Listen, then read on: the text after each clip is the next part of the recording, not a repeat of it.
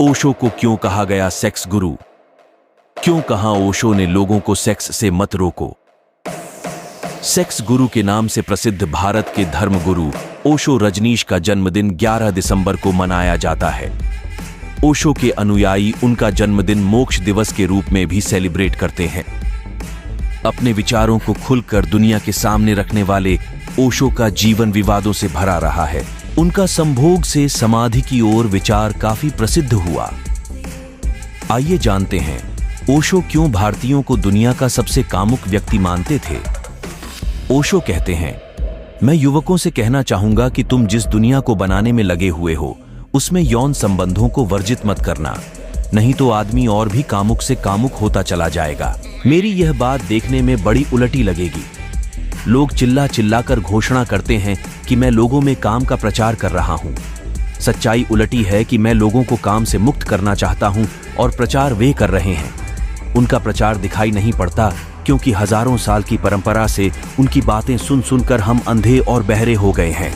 एक शिष्य के सवाल के जवाब देते हुए ओशो ने कहा, अभी मैं एक गांव में था और कुछ बड्ढे विचारक और संत साधु मिलकर अश्लील पोस्टर विरोधी एक सम्मेलन कर रहे थे।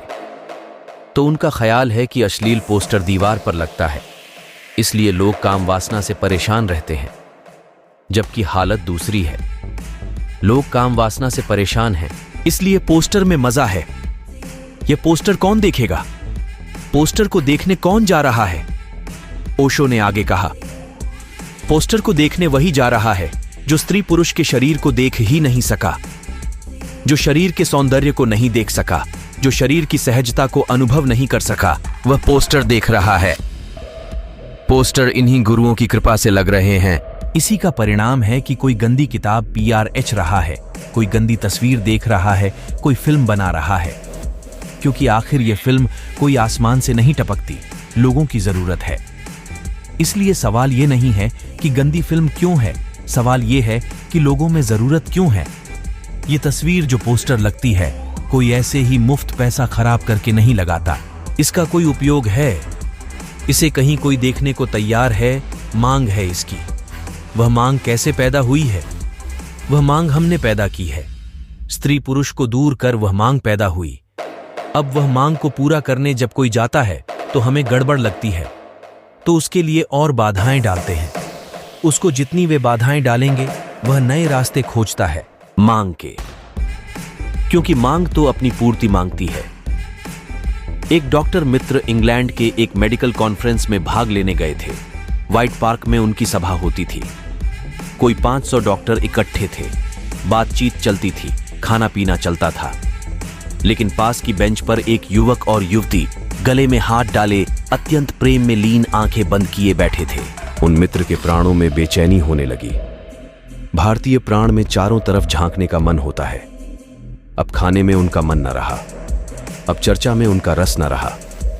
वे बार बार लौटकर उस बेंच की ओर देखने लगे। पुलिस क्या कर रही है? वह बंद क्यों नहीं करती ये सब? ये कैसा अश्लील देश है? ये लड़के और लड़की आंख बंद किए हुए चुपचाप 500 लोगों की भीड़ के पास ही बेंच पर बैठे हुए प्रेम प्रकट कर रहे हैं। कैसे लोग हैं? यह क्या हो रहा है? यह बर्दाश्त के बाहर है। पुलिस क्या कर रही है? बार बार वहां देखते। पड़ोस के एक ऑस्ट्रेलियन डॉक्टर ने उनको हाथ का इशारा किया और कहा, बार बार मत देखिए, नहीं तो पुलिस वाला आपको यहां से उठाकर ले जाएगा। वह अनैतिकता का सबूत है।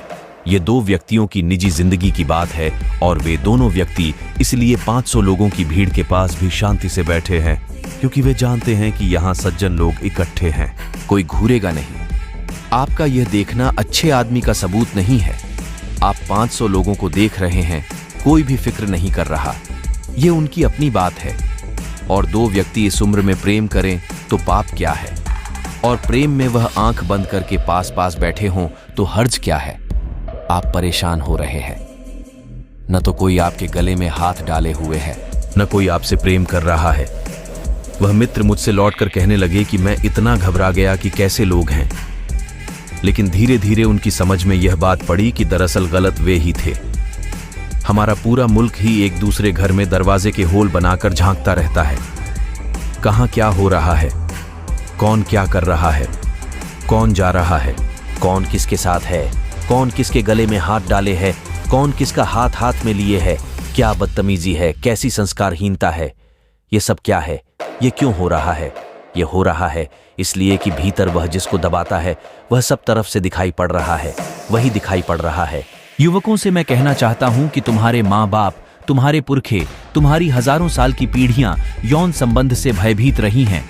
तुम भयभीत मत रहना, तुम समझने की कोशिश करना, उसे तुम पहचानने की कोशिश करना, तुम बात करना, तुम इसके संबंध में आधुनिक जो नई खोज हुई है उनको पढ़ना, चर्चा करना और समझने की कोशिश करना कि सेक्स क्या है इसका मैकेनिज्म, उसका यंत्र क्या है, उसका यंत्र क्या है, क्या है उसकी आकांक्षा, क्या है उसकी प्यास, क्या है प्राणों के भीतर छिपा हुआ राज।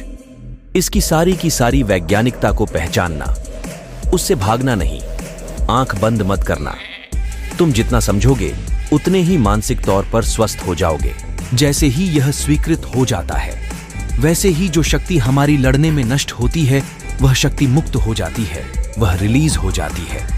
और उस दिन शक्ति को फिर हम रूपांतरित करते हैं पढ़ने में, खोज में, आविष्कार में, कला में, संगीत में, साहित्य में। और अगर वह शक्ति सेक्स में ही उलझी रह जाए, जैसा कि सोच लें कि वह आदमी जो कपड़े में उलझ गया है, नसरुद्दीन, वह कोई विज्ञान के प्रयोग कर सकता था बेचारा, कि वह कोई सत्य का सृजन कर सकता था, कि वह कोई मूर्ति का निर्माण कर सकता था, वह कुछ भी कर सकता था। वह कपड़े ही उसके चारों ओर घूमते रहते हैं और वह कुछ भी नहीं कर पाता है। भारत के युवक के चारों तरफ सेक्स घूमता रहता है वक्त, और इस घूमने के कारण उसकी सारी शक्ति इसी में लीन और नष्ट हो जाती है। जब तक भारत के युवक की इस रोग से मुक्ति नहीं होती तब तक भारत के युवक की प्रतिभा का जन्म नहीं हो सकता। प्रतिभा का जन्म तो उसी दिन होगा जिस दिन इस देश में सेक्स की सहज स्वीकृति हो जाएगी। हम उसे जीवन के एक तथ्य की तरह अंगीकार कर लेंगे, प्रेम से, आनंद से, निंदा से नहीं। और निंदा और घृणा का कोई कारण भी नहीं है। तथ्य को समझते ही आदमी कहानियों से मुक्त हो जाता है, और जो तथ्य से बचता है वह कहानियों में भटक जाता है। जो आदमी यौन संबंध की बातों पर इशारा करके हंसता है वह आदमी बहुत ही क्षुद्र है। कामुकता की तरफ इशारा करके हंसने का क्या मतलब है? उसका एक ही मतलब है कि आप समझते ही नहीं।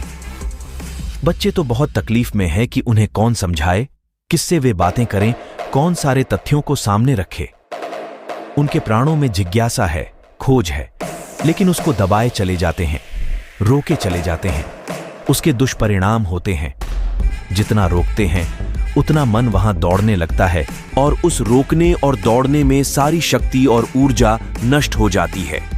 यह मैं आपसे कहना चाहता हूं कि जिस देश में भी इसकी स्वस्थ रूप से स्वीकृति नहीं होती, उस देश की प्रतिभा का जन्म नहीं होता। पश्चिम में 30 वर्षों में जो जीनियस पैदा हुआ है, जो प्रतिभा पैदा हुई है, वह यौन संबंध के तथ्य की स्वीकृति से पैदा हुई है।